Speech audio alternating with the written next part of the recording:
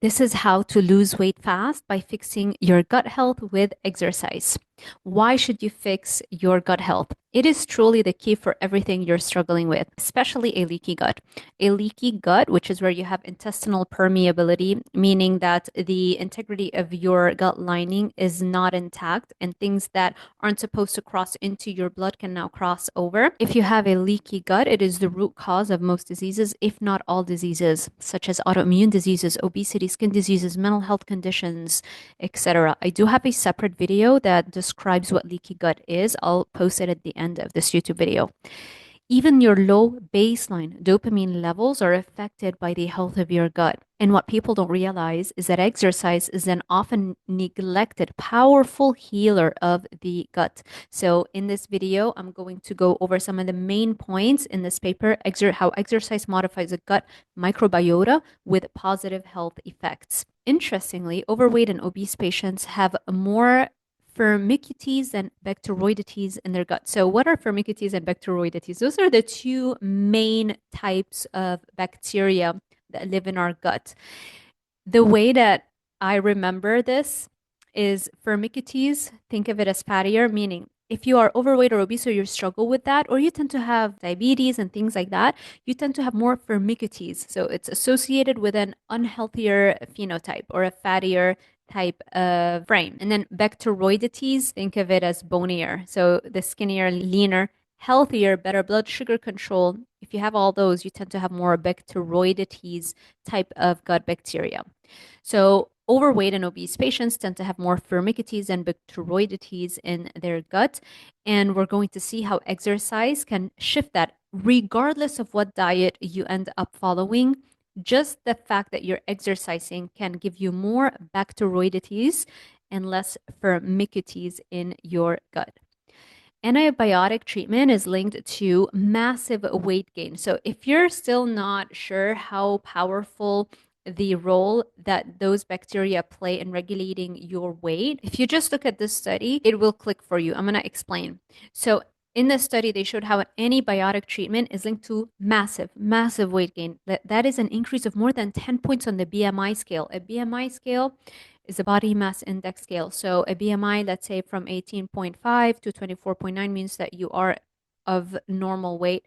A BMI of 25 to 29.9, you're overweight. A BMI of 30 and above, that's obesity. So if you're gaining 10 BMI points, you literally can go from being very lean to being obese, not even just overweight, being straight to obesity just via taking this antibiotic. That's how powerful of an effect your gut bacteria have in regulating your body weight. Also, old age shows a significant decrease in bacteroidetes and an increase in firmicutes, but the reason for this is not yet clear.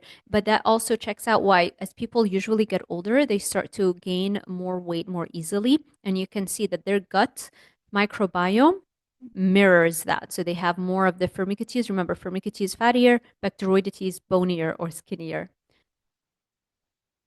Hi, I'm Dr. Sarah Zaldivar. I have a Ph.D. in nutrition and exercise physiology from the University of Miami, and I was featured on the first ever carnivore diet TV show, Reverse TV series. I have taught for over a decade at places like the University of Miami and the American College of Sports Medicine, coached thousands of clients, and I specialize in raising baseline dopamine levels. That's really how I was able to lose 30 pounds and maintain it for years now, and I will show you my transformation picture at the end. How exercise improves gut health. So, exercise can improve your gut health via different mechanisms. It increases the number of beneficial microbial species or the probiotics. It enriches the microflora diversity. So, it's not just increasing the numbers of probiotics, but it's also increasing the different types and the diverse microbiome that you want to have that is associated with improved health, energy, focus, lean body, all that stuff. And exercise can also improve the development of commensal bacteria. Commensal bacteria are a type of bacteria that are not harmful to the host. They don't harm you, and you do need them because we have developed a codependent relationship, if you want. And if we don't have enough of them, then there are certain things that we need that the commensal bacteria gives us that we won't be able to get. And so exercise can improve the development of commensal bacteria. Exercise, very interestingly, resolves constipation. A lot of people are following the carnivore diet and they are still suffering from constipation, regardless of what they do, regardless of their fat intake, regardless of all of the different things they're doing. And it just might be a cardio deficiency problem because we know that once you do a well formulated exercise program, it's next to impossible to also be constipated. And so exercise, what it does, it speeds up the motility. I'm talking here specifically about cardiovascular exercise. It speeds up the motility or the speed of your digestive tract. So things just move faster. It also speeds up your metabolism. And so this is how it relieves constipation and also improves your health by reducing the contact time of the bad bacteria that could be passing through your gut, and it reduces the amount of time it contacts your own cells in your gastrointestinal mucosal layer, and so it decreases risk of infections. I'm going to quote this from the paper we're covering here, and the authors say, as a consequence, exercise has protective effects, reducing the risk of colon cancer, diverticulosis, and inflammatory bowel disease. Also, check out the study here. The study below found that with the more miles ran, the closer the microbiome resembles that of a lean person. So the more you run, assuming you're recovering well, you are going to shift your microbiome so that you have more of the bacteroidetes, remember bonier, meaning leaner, healthier, and you're going to have less of the firmicutes or the, remember, fattier. We don't want too much of that because that's going to really lead to all kinds of chronic disease over a long time. And so this is a great study that showed how powerful exercise, especially again, cardiovascular exercise, is in shifting your microbiome towards a lean person's microbiome. Another study that is linked here below showed beneficial effects of exercise on the microbiome, regardless of the diet quality. Again, this just goes to show you how powerful working out is, even if you've changed your diet. This is how powerful it can be to add it on top of your lifestyle changes. And if you're not ready to change your diet just yet, just adding in exercise is such a powerful benefit, net positive for your health, that, by the way, is also going to make it so much easier for you to change your eating habits because it's going to reduce your resistance once you're making those different lifestyle choices that come with discipline. When you work out, you need less discipline later on to choose healthier foods. Let's talk about exercise and the diversity of your microbiome. Multiple human studies have shown that exercise increases diversity in the gut bacteria. You want a more diverse gut microbiome. A lot of times, one of the criticisms that are leveraged against the carnivore diet is that how are we going to boost the diversity of the gut microbiome? There is very limited data on that. There is one case study that I'm aware of that showed no difference in the diversity in the gut of a person who's been carnivore for a long time. But we need more data to establish proof that it does not matter. Even if we're doing carnivore diet without fiber, we can still have a good, diverse gut microbiome. But regardless of what type of diet you're choosing, just adding exercise can boost the diversity of your gut. And that is very powerful in healing leaky gut, very powerful in immunizing yourself against all kinds of diseases, because again, all diseases start in the gut, including autoimmune diseases. And so in this paper in 2016, you can see how, regardless of the diet, just doing cardio and improving your cardiorespiratory fitness showed that that increased gut microbial diversity. Also, I'm going to quote from this original paper that we started this little video with. Increased diversity is associated with increased health, also in the elderly. It doesn't matter how old you're getting. Normally, we tend to see damaging effects that are happening to our microbiome with age. And so, if we increase the diversity of our gut via exercise, even as we get older, we don't have to see this decline in the diversity in our gut microbiome.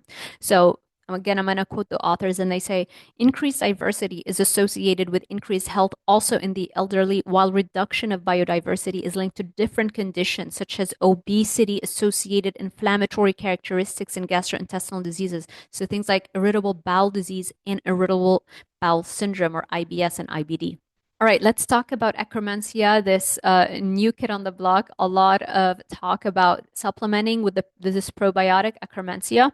And If you are confused about whether or not you want to supplement with Akkermansia because of all of the positive effects that are being linked to it, just know that working out alone is going to increase that. So athletes show higher levels of the important gut bacteria Akkermansia mucinifila. From its name, you see here mucin. It breaks down mucin in your gut, but that's actually a good thing, and that improves leaky gut and strengthens barrier function. Why is it good that Akkermansia breaks down mucin? It's because it's kind of like clearing the way for other gut bacteria that's good to be able to take residence and attach to your gut wall, which is what you want. And this is my 30-pound weight loss transformation. So I've managed to get to that body weight and maintain it after decades of struggling with binge eating, sugar addiction, yo-yo dieting, all the works. And my main focus in doing that was by raising my baseline dopamine levels. One of the ways I did that is by eating more of a carnivore diet. And I will send you a free copy of my guide, the 30-day carnivore challenge guide, when you sign up to my newsletter at drzaldivar.com/newsletter. The link is going to be in the description box below. Also, if you're wondering what did I do to raise my baseline dopamine, this is basically what I did. That was the focus of my 7-year dissertation at the University of Miami, targeting addiction and targeting the root cause of addiction, which is a destruction of your dopamine centers, which lowers your baseline dopamine levels. And so the protocol that I followed and that I recommend to my clients is this 3-pronged protocol, but especially the dopamine brain and the monster mindset guides. One tackles the exercise brain rehab protocol, and the other one tackles the visualizations that I introduced. They are both very effective. And if you do both the exercise component and the visualization sections together, then it's far more powerful and you're going to get there a lot faster by raising your baseline dopamine levels. And that's also going to help you stick to any lifestyle change, any exercise plan, all those things, the motivation to move or the discipline to be able to say no to foods that you know aren't healthy for you. You can do those a lot better when you raise your baseline dopamine. But if you're trying to power through everything because your baseline dopamine is low, it's going to be very, very difficult. And that's why people keep falling off the wagon with their diet and with their motivation to maintain a consistent exercise schedule. You can find all those guides on my website at drzaldivar.com/shop. Also, if you want to work with me one-on-one, you can check me out at drzaldivar.com/coaching. And again, the guides, drzaldivar.com/shop. Thank you so much for watching. If you enjoyed this kind of content, let me know by giving this YouTube video a thumbs up, subscribing, and hitting that little notification bell icon so YouTube alerts you every time I post a new video. Thank you for watching, and I will see you in the next one.